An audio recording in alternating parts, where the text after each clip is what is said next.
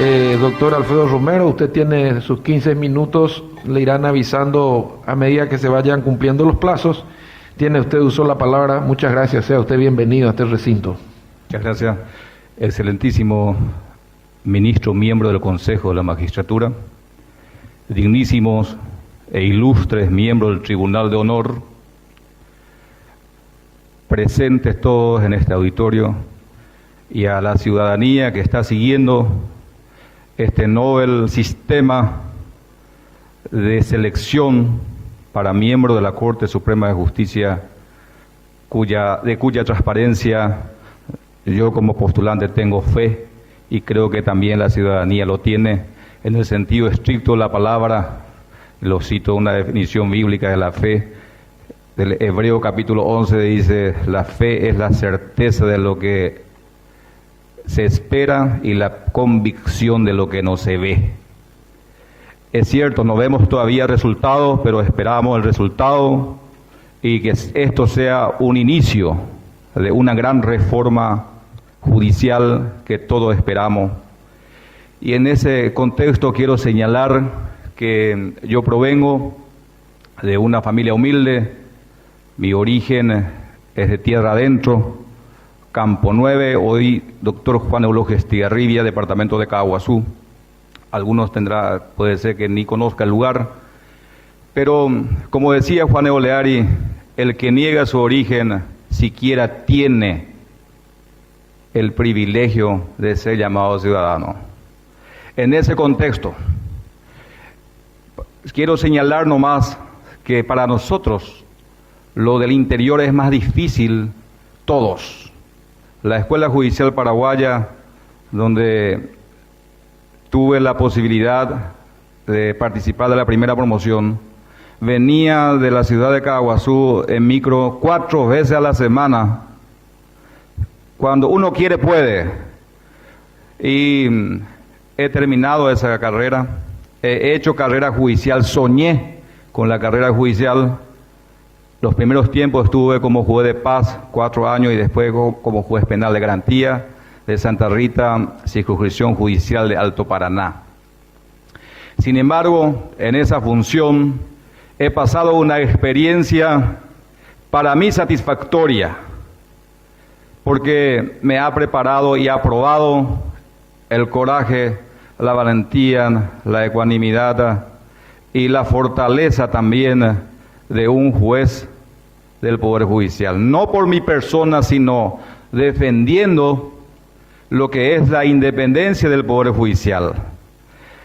El 7 de marzo del 2003, es un acontecimiento histórico, histórico digo, porque es la única hasta el momento que he dirigido personalmente un anticipo jurisdiccional de prueba en que en flagrancia se le ha procesado a un diputado nacional en servicio activo.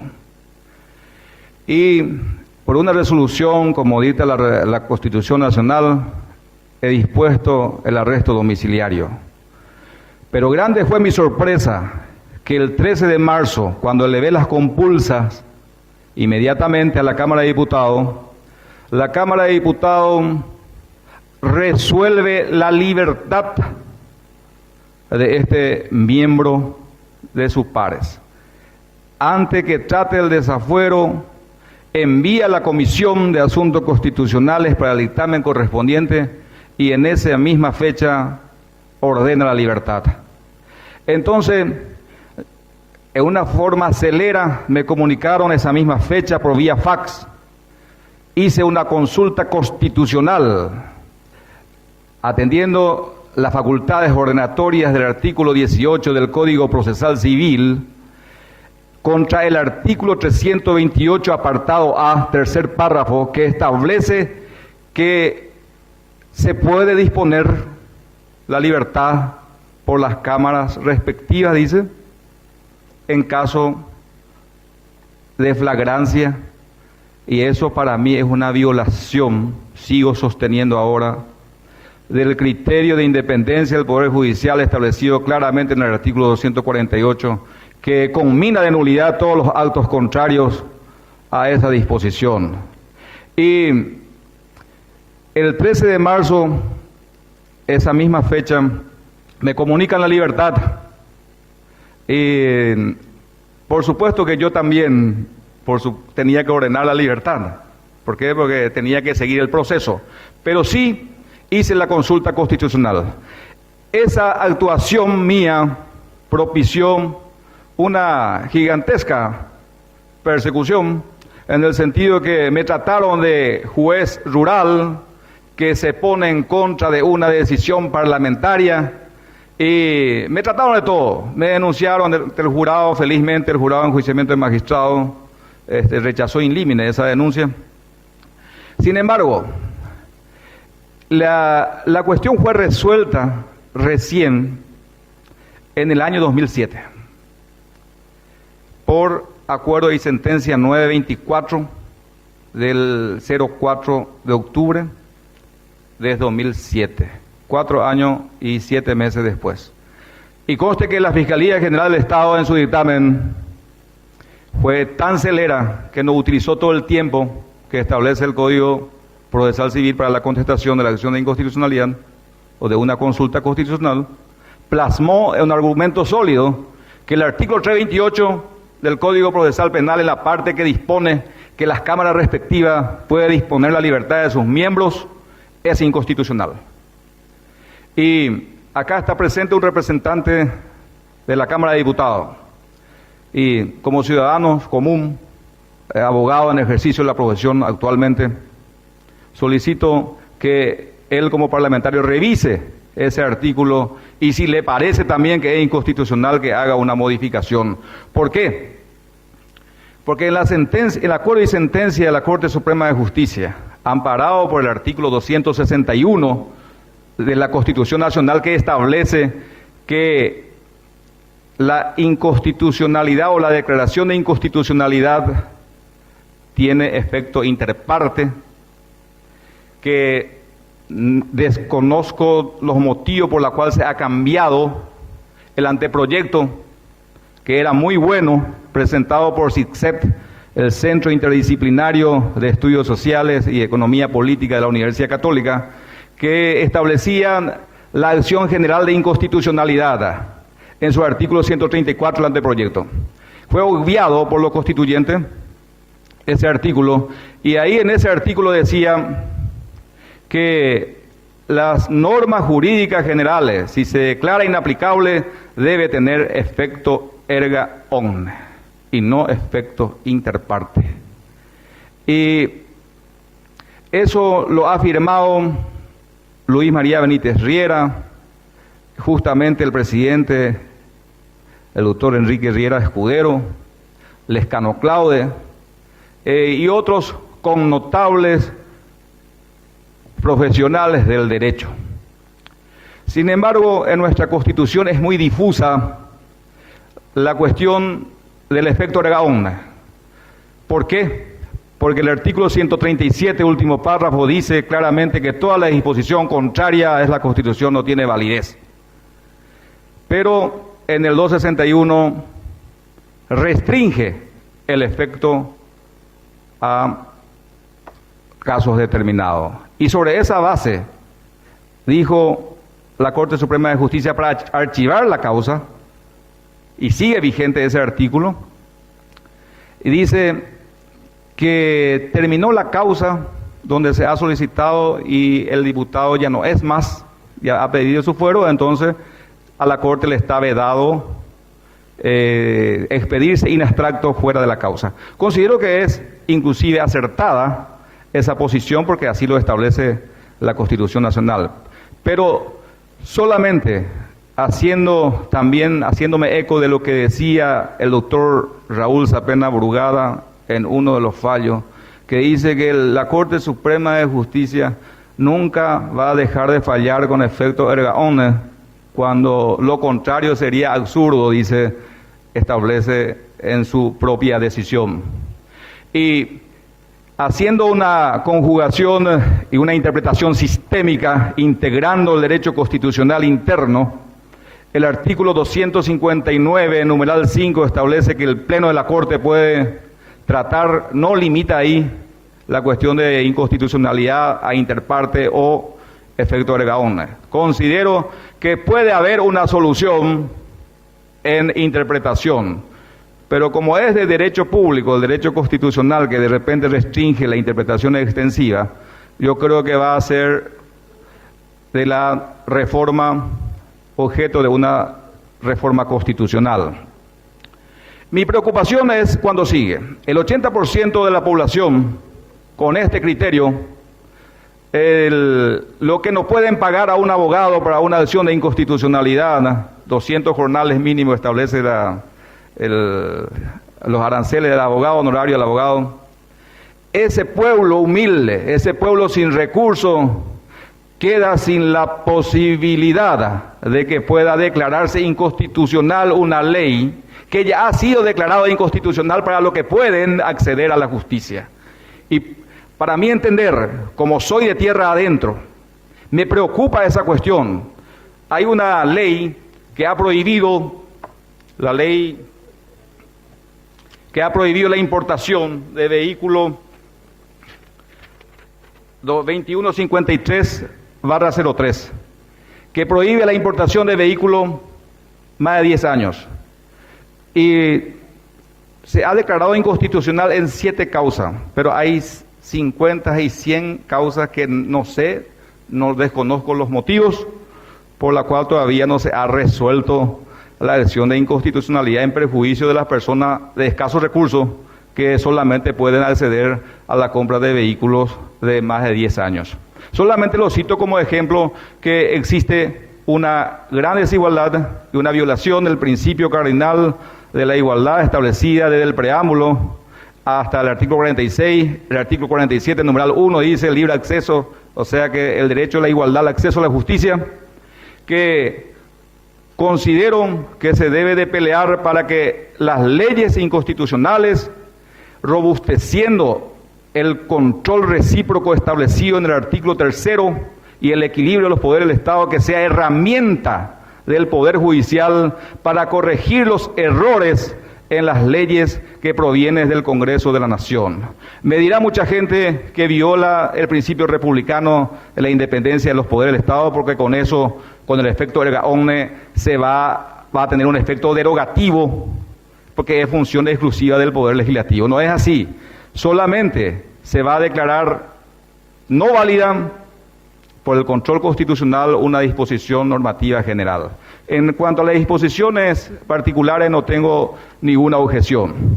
Y también este mismo fenómeno también ocurre en el Código Procesal Penal. Se ha establecido 15 hechos punibles, después quedó a 14 de acción penal privada. Pero el Estado no le pone ningún departamento de abogados pagados por el Estado a las víctimas pobres, que tiene que pagar 73.000 guaraníes ahora un jornal para la cuestión de la querella, porque tiene que ser por querella autónoma. Y el abogado, no hay abogado gratis, que pues no se puede presumir la gratuidad del trabajo. Entonces, el Estado debe de poner para menguar esa situación, eso se puede hacer inclusive por vía administrativa en el presupuesto de gasto de la Nación. Crear un departamento dependiente del Ministerio Público que se encargue de defender los intereses de la víctima, porque yo conozco zonas en donde se comete violación de domicilio, lesión en su casa y no pueden hacer nada porque la Fiscalía lo desestima por la acción penal privada. No estoy en contra de que exista hecho punible de acción penal privada, que ha sido totalmente descartada en el Código Penal, pero en el Código Procesal Penal apareció otra vez.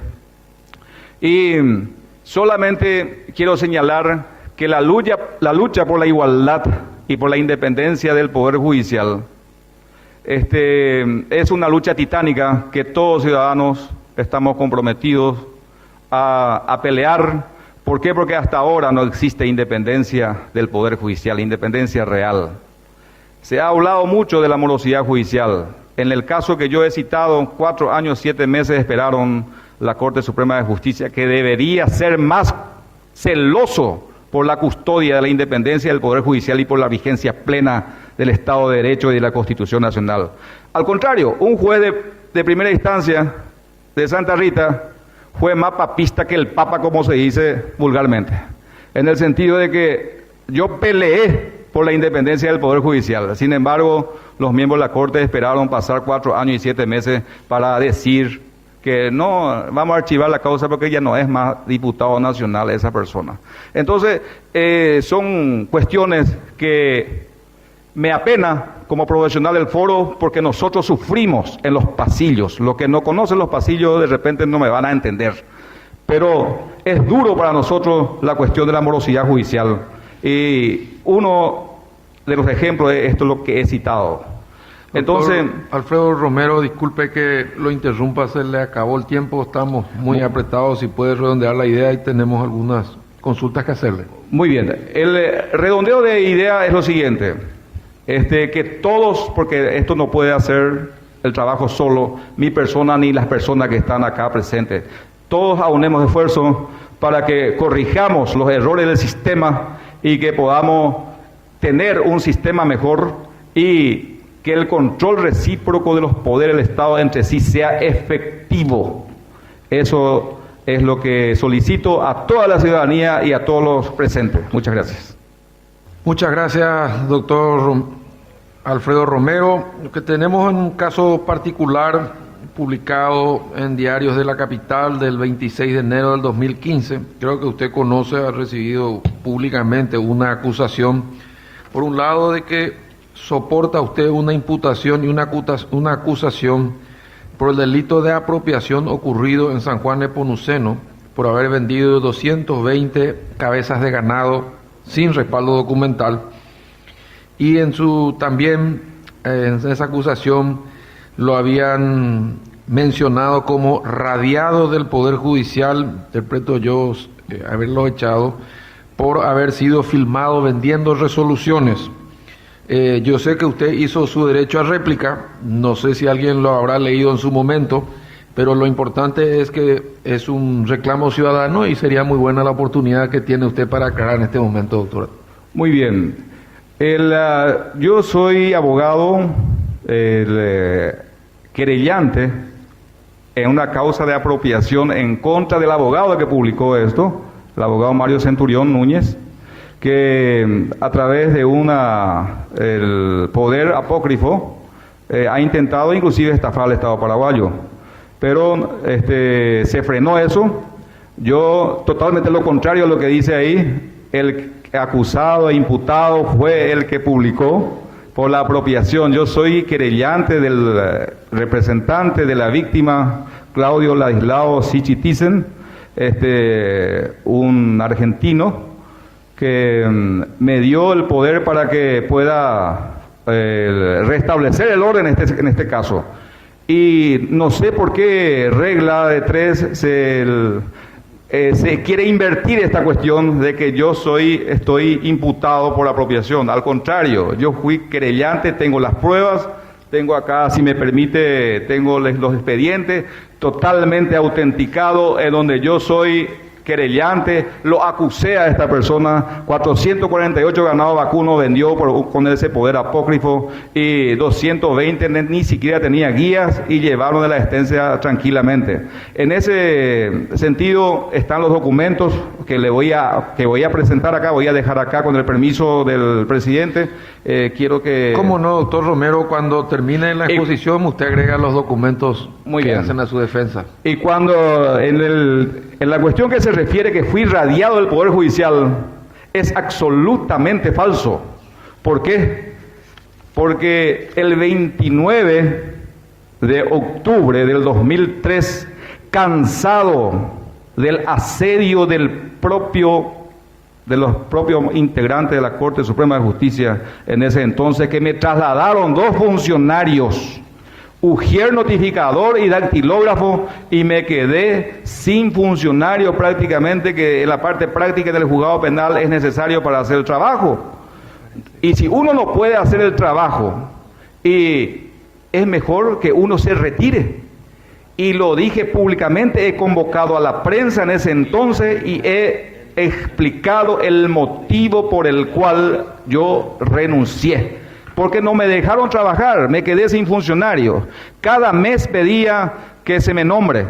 aguanté 5 o 6 meses más o menos esa cuestión de trabajar sin funcionarios. Yo escribía, el secretario hacía las notificaciones, aguantamos, pero cuando las carpetas estaban ya encimados, lo que quería la clase política en ese entonces era más o menos estrangularme, y lo hicieron. ¿Por qué? Porque no me dejaron trabajar. ¿Por qué digo clase política? Porque mi lucha fue titánica en el sentido de que me atreví a tocar a un diputado nacional del servicio activo, enviándole con arresto domiciliario, e inclusive ellos dijeron que fui más allá de que ataqué la resolución del 13 de marzo de 2003, de la Cámara de Diputados. Entonces, la clase política en ese entonces fue intenso, y yo estuve desprotegida. Yo pensé que me iba a proteger la Corte Suprema de Justicia, pero al contrario, me quitaron funcionarios. Y entonces, en ningún caso fui radiado del Poder Judicial, señores miembros del Consejo, honorables miembros del Tribunal, porque fue fruto de mi valentía y de mi coraje en ese momento, que no me arrepiento de ello, porque gracias a Dios estoy trabajando demasiado bien en la profesión. Pero esto es el sueño de todos los doctores en ciencias jurídicas, de repente de ocupar un cargo para hacer un trabajo de cambio. ¿Por qué? No se puede hacer solo, pero se puede hacer muchas cosas si una persona con coraje entra en un cuerpo colegiado y puede influir en lo demás para que se pueda realizar proyectos de leyes, si es que tiene que haber una modificación legal, y en la Corte Suprema de Justicia, por supuesto. Gracias, doctor Romero. Discúlpeme, estamos muy apretados de tiempo, hay que hacer algunos descargos y faltan todavía otros candidatos. Muy bien. Le dirijo una pregunta del Tribunal de Honor, le ruego brevedad. ¿Puede explicarnos en qué consiste la llamada internación en los casos de refugio territorial concedido a extranjeros sujetos a persecución política en su país y refugiados en la República del Paraguay?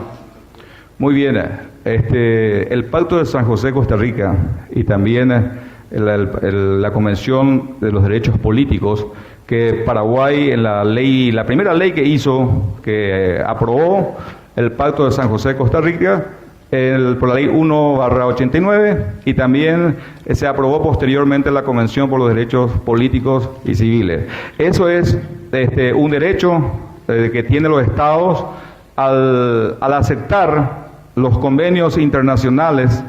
Está aceptando que tiene que darle protección a las personas perseguidos por cuestiones políticas. Hubo un caso del Brasil, el refugio político le dieron a Ronnie Martí, una cuestión que no era político, una cuestión, para mí, una cuestión totalmente descabellada, la posición de refugio que hizo el Brasil a 2 procesados por delitos comunes.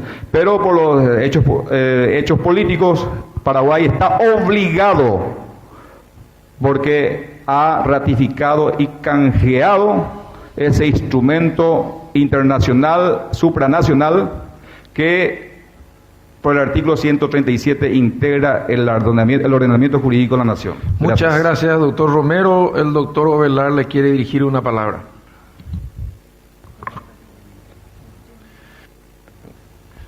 Doctor, con relación a la situación que usted mencionó de un congresista con problemas jurisdiccionales, le comento que por iniciativa de este parlamentario y otros colegas hemos sentado las bases de la modificación del artículo 328 del Código Procesal Penal, a partir de lo cual ningún congresista que esté vinculado a la comisión de un hecho punible de acción pública ya requerirá de un pedido de desafuero.